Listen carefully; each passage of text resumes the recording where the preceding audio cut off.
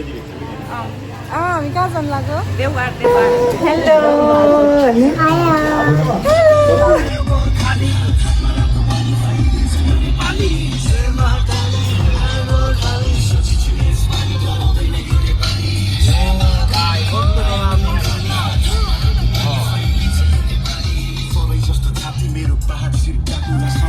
Hello guys, it's me Usha Neupane. Welcome to my blog. आज चाहिँ हामी देवघाट धाम जाँदैछौँ। मेरो वीरभद्र महाकाली मेरो गुरुआमाको आदेश अनुसारमा चाहिँ आज हामी देवघाट धाम स्नान र पुण्य कर्मको लागि जाँदैछौँ। दान धर्म कर्म भनेको हामीले जीवनमा सधैँभरि गर्नुपर्ने चिज हो। हाम्रो गुरुआमाले सिकाउनु भए अनुसार हामीलाई दानीलाई हानि कहिले पनि हुँदैन भनेर आमाले कति ज्ञान दिनुहुन्छ। हुन पनि हो, थोरै होस् या धेरै होस्, हामीले दान गर्नुपर्छ, धर्म गर्नुपर्छ, कर्म गर्नुपर्छ। कर्म नै सबैभन्दा ठुलो हाम्रो धर्म हो। त्यही भएर चाहिँ नि हामीले आमाले सिकाउनु भएको अनुसार, हामी आमाले दिनुभएको ज्ञान अनुसार मार्गदर्शन गरेर हामी चाहिँ आज आमाको संसर्गमा सबै आमाको भक्तजनहरूसँगै हामी देवघाट धाम पवित्र स्थलमा जाँदैछौँ। हामी चाहिँ त्यहाँ गएर गङ्गा स्नान गरेर गङ्गा माता रानीको सेवा गर्छौँ, पूजा गर्छौँ, आराधना गर्छौँ, आमालाई पुकार्छौँ। हामी त लास्टोमा जाने भनेको अन्त्येष्टमा त हामी गङ्गा माता रानीको काखमै हो। भोलिपछि त अन्तिम भनेको त हाम्रो अन्तिमै गङ्गा माता रानीकै शरणमा गएर हामी मोक्ष प्राप्त हुन्छ हामीलाई। त्यही भएर हामीले गङ्गा माता रानीलाई सम्झिनुपर्छ, बेला बेलामा गएर उहाँलाई पुकार्नुपर्छ, आराधना गर्नुपर्छ। अनि हामीले गर्नुपर्छ। भक्तिमै शक्ति छ भने अनुसार मेरो गुरुआमाले सिकाउनु भएको, मेरो गुरुआमाले ज्ञान दिनुभएको अनुसारले हामी हिँडेको छौँ र आज हामीले सबै संसारको सबै खुसी पाएको छौँ। उहाँले सिकाउनु भएको कर्म एकदमै धेरै आनन्दित र एकदमै धेरै राम्रो लाग्छ मलाई चाहिँ।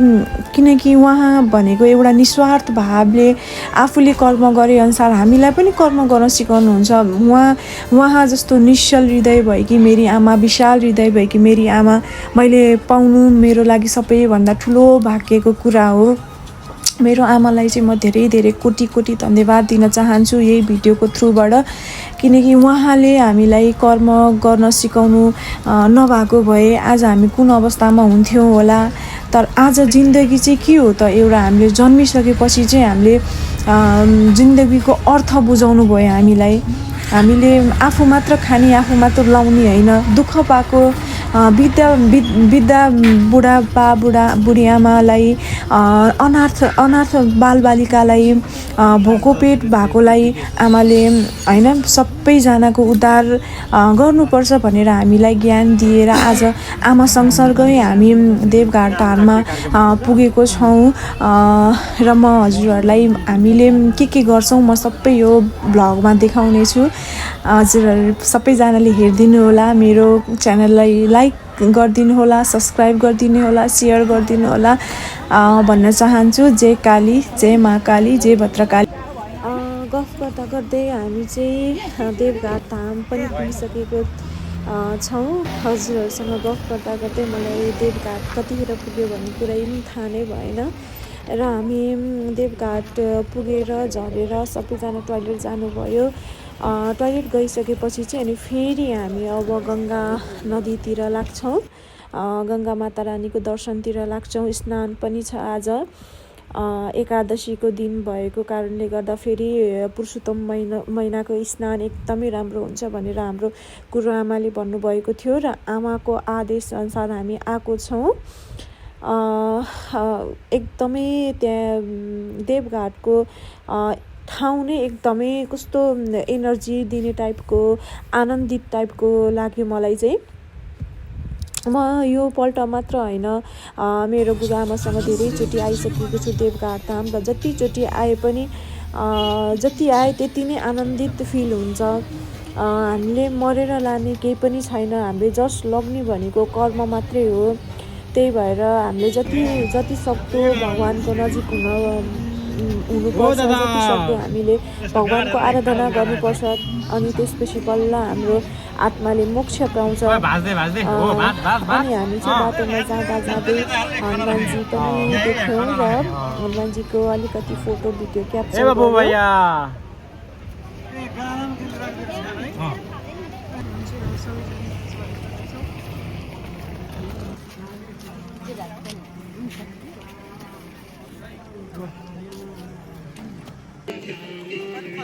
आज बिहिबार एकादशी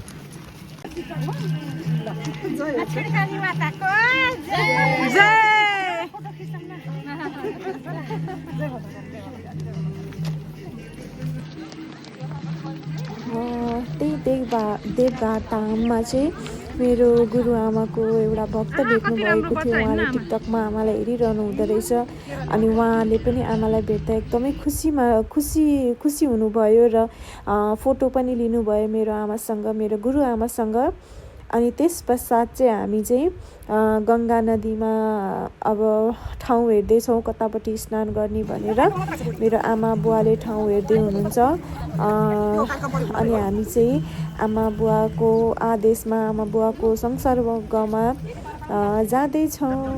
अनि त्यसपछि चाहिँ हामीले स्नान गरिसक्यौँ। सबैजनाले स्नान गरिसकेपछि सबैजनाले स्नान गऱ्यौँ। अनि त्यसपछि चाहिँ मेरो बुवाले चाहिँ हाम्रो बिहिबार बृहस्पति बाबाको व्रत थियो र त्यसको व्रतको विसर्जन पनि गर्ने कुरा गर्नुभयो, किनकि अब हाम्रो हप्तामा 3 दिन अलरेडी व्रत छ। शुक्रबार को व्रत पनि फेरि बस्नुपर्ने भएर लक्ष्मी माको व्रत फेरि बस्नुपर्ने भएको कारणले गर्दा फेरि आज हामी विसर्जन पनि गर्छौँ। अनि बुवाले छोटो मिठो ज्ञान दिनुभएको छ, हजुरहरूले पनि सुनिदिनु होला। त्यो चाहिँ विसर्जन गर्नुपर्ने हो होइन। अनि हाम्रो चाहिँ नि यो मलमास समापन पश्चात असाढको 5 गते पञ्चमीको दिन चाहिँ नि नारायण भगवानले अब ठ्याक्कै उहाँले के भन्नुभन्दा आजको अबको 9 दिनपछि व्रत बस माताको अब भन्दा ठ्याक्कै शुक्रबार पर्न आएको है। शुक्रबार बिहिबारको दिन बोल्दैछु, पञ्चमी 5 गते सत्यनारायण आएर बोल्नुभयो हैन। त्यतिखेर चाहिँ नि हामीले फेरि 21 शुक्रबार चाहिँ नि 21 शुक्रबार चाहिँ हामीले व्रत बस्नु पर्ने छ लक्ष्मी माको। त्यो कारणले गर्दाखेरि हामीले बिहिबारको उठाउँदै आइराखेको बृहस्पतिको व्रत चाहिँ आज समापन गर्छौँ। फेरि पछि उठाउनु पर्छ है, बृहस्पति त छोड्नु हुँदैन।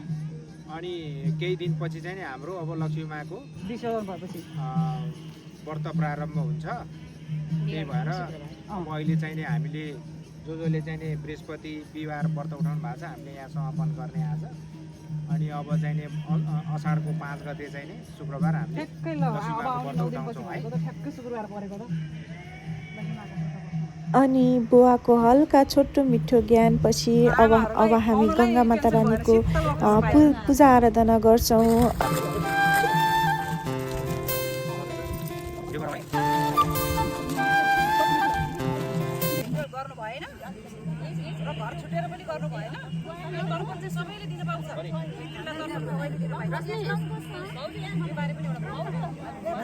हामीले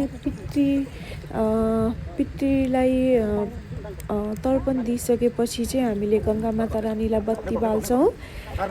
बत्ती बालिसकेर सबैजनाले बाल्नुहुन्छ। कस्तो मजाले आमाले सिकाउनुहुन्छ हाम्रो बत्ती र कस्तो राम्रो पनि देखिन्छ नदीमा बग्दाखेरि।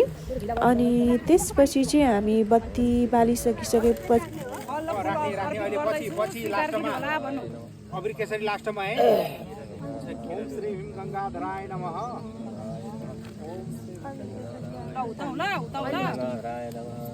जय गंगा मैया की, भद्र महाकाली अम्मा की, भद्रकाली अम्मा की, गंगा मैया की।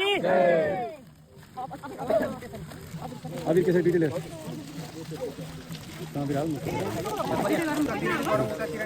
महाकाली जय भद्रकाली जय महाकाली जय भद्रकाली प्लास्टिक जय भद्रकाली जय महाकाली फाले प्लास्टिक जय महाकाली जय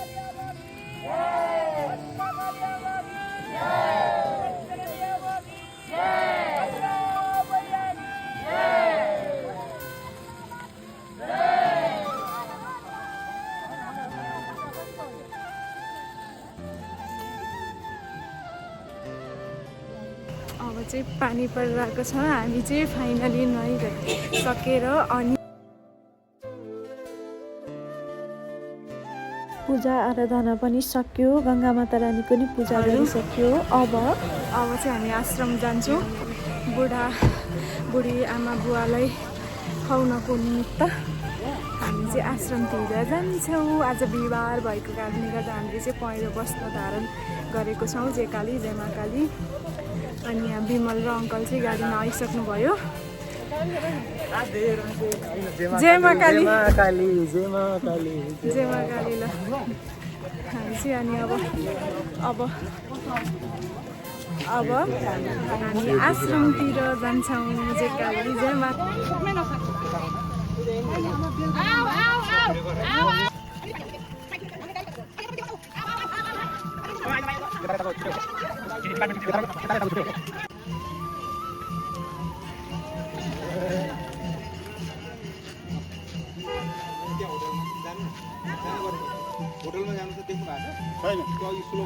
यहाँ चाहिँ हनुमानजीले खाइरहनु भएको छ। आहा कति राम्रो।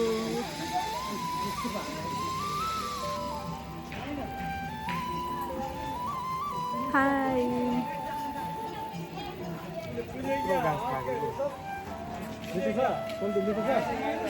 यहाँ कस्तो मजाले खानु भइरहेको छ हनुमानजीले।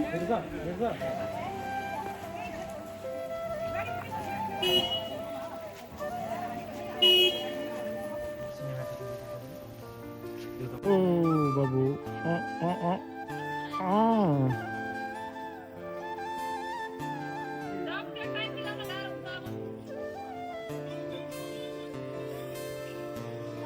अनि हामी त्यस पश्चात चाहिँ आमा बुवालाई भोजन गराउनको निमित्त जान्छौँ।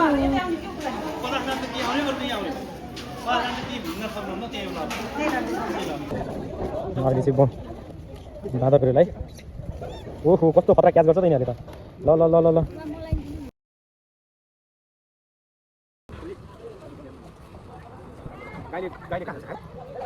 एकचोटि यस्तरी हातले मुखै खाइदिन्छ न।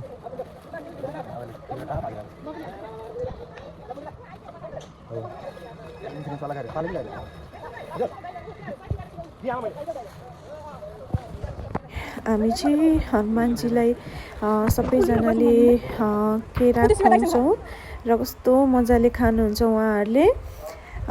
त्यसपछि काउ पनि हुनुहुन्छ, उहाँलाई पनि हामीले खुवाउँछौँ। सबैजनाले एक एकजनाले गरेर दिनुहुन्छ र हनुमानजीलाई काउलाई हामीले दिन्छौँ।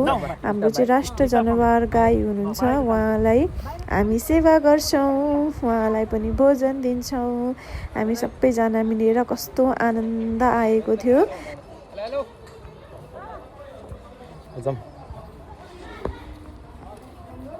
भद्र महाकाली आमा परिवार भद्र महाकाली आमा परिवार हेटौँडा 4 परिवार हेटौँडा 4।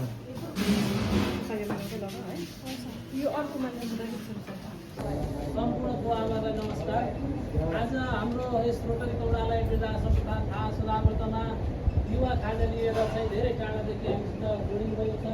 सर्वप्रथम म सम्पूर्ण यो टोलीलाई हार्दिक धन्यवाद दिन चाहन्छु। वीरभद्र महाकाली आमा परिवार हेटौँडा 4 द्वारा ज्येष्ठ नागरिक सम्मानमा यो पुरुषोत्तम मासको अवसर पारेर एउटा पुण्य कर्म गरौँ भनेर चाहिँ हामीसित यो ग्रुप जोडिनु भएको छ। यहाँलाई चाहिँ हार्दिक धन्यवाद टक्राउँदै सम्पूर्ण यो महाकाली आमा परिवारको चाहिँ उत्तरोत्तर प्रगति उन्नतिको चाहिँ कामना गर्न चाहन्छु।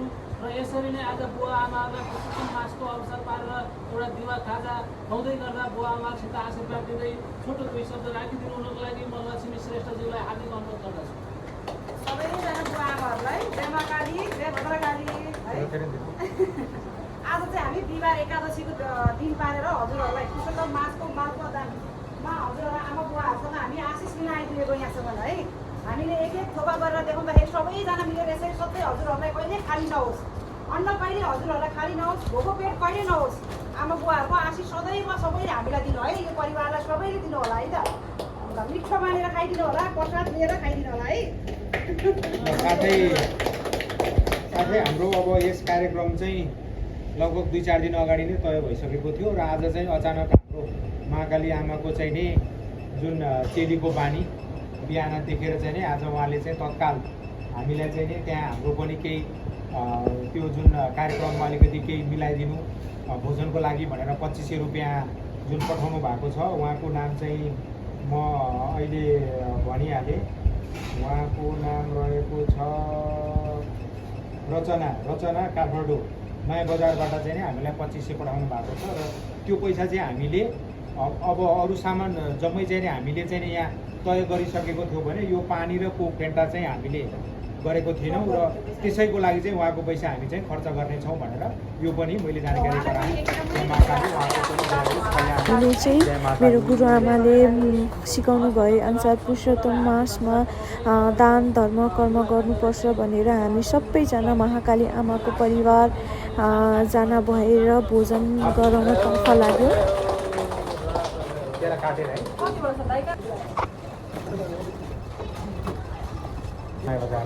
रचना जी काठमाडौँ नयाँ बजारबाट है, हजुरको नामबाट मैले थप हजुरको भाग चाहिँ यो चिसोमा हालिदिएँ है त।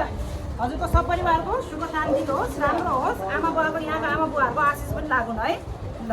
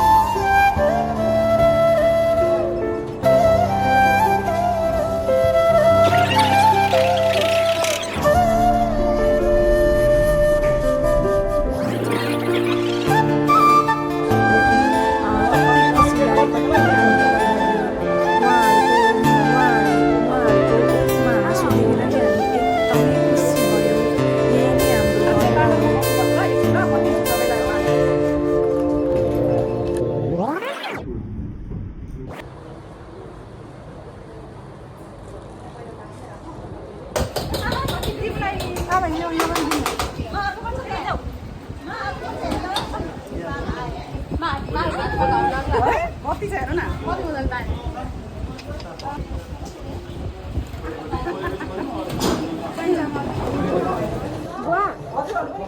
हजुरलाई के चाहिन्छ भयो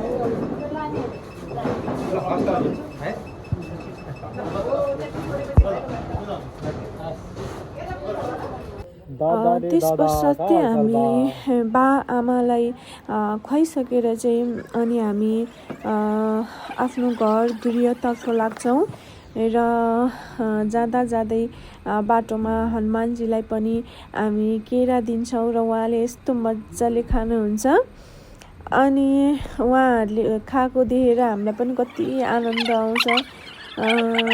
सेवा है धर्म है भने जस्तै हामीले मानवलाई जनावरलाई सबै भनेको एउटै हो, सबै आमाको सन्तान हो र हामीले सबैजनालाई तृप्त गराउनु पर्छ। हामीले सकेको सबैलाई दान धर्म कर्म गर्नुपर्छ भन्दै हामीले चाहिँ उहाँलाई खुवाइसक्यौँ अनि खुवाइसकेपछि त्यसपछि चाहिँ हामीले पनि भोजन गऱ्यौँ र भोजन गरिसके पश्चात चाहिँ हामी पनि घर फर्किन्छौँ। चाहिँ आज बिहिबारको दिनमा देवघाट धाम गएर पवित्र स्थलमा स्नान गरेर हामीले गङ्गा माता रानीको पूजा गरेर वृद्ध बा आमालाई भोजन खुवाएर एकदमै आनन्दित भएर हामी चाहिँ अब घर फर्किँदैछौँ। घर फर्किँदै गर्ने क्रममा पनि हामी भक्तिमै एकदमै लिन हुन्छौँ र भजनमै हामी एकदमै आनन्दित भजनमा हुन्छौँ र घर फर्किँदै गर्दा पनि हामी भजन सुन्छौँ आमाको।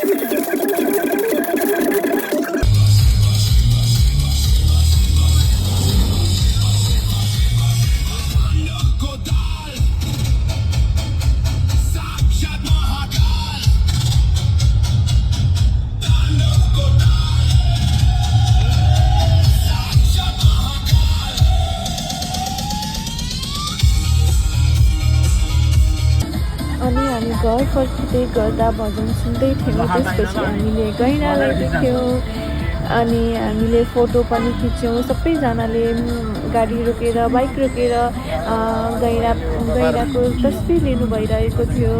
हामीलाई पनि कस्तो खुसी लाग्यो गैँडा देखेर भन्दै हामी चाहिँ घर फर्किन्छौँ। And thank you so much guys for watching my video. Don't forget to subscribe, like and comment. I will come in next video. Till then, bye bye. See you. Jai Maa Kali.